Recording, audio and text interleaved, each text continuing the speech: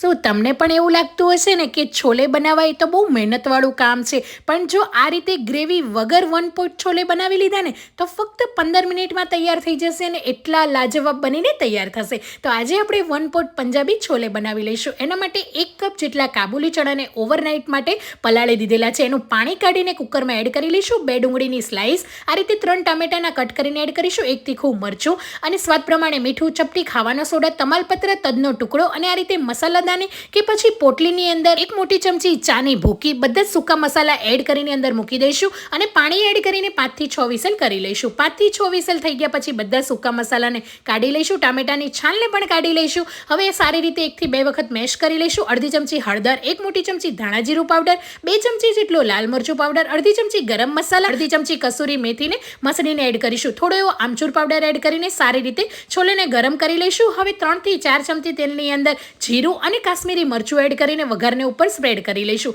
આદુના મરચાના lachha add કરી લઈશું અને એકદમ ટેસ્ટી 1 પોટ છોલે તૈયાર છે. તો તમે પણ આ 15 મિનિટમાં ઝટપટ બની જતા 1 પોટ પંજાબી છોલે જરૂરથી ટ્રાય કરજો. તમે પણ આના ફેન બની જશો, એટલા ટેસ્ટી બનશે. અને આ છોલેમાં કોઈ પણ ગ્રેવી કરવાની ઝંઝટ નથી, એટલે જલ્દીથી બનીને તૈયાર થઈ જશે. તો મારી આ રેસીપી તમે પણ ટ્રાય કરજો. Thank you for watching.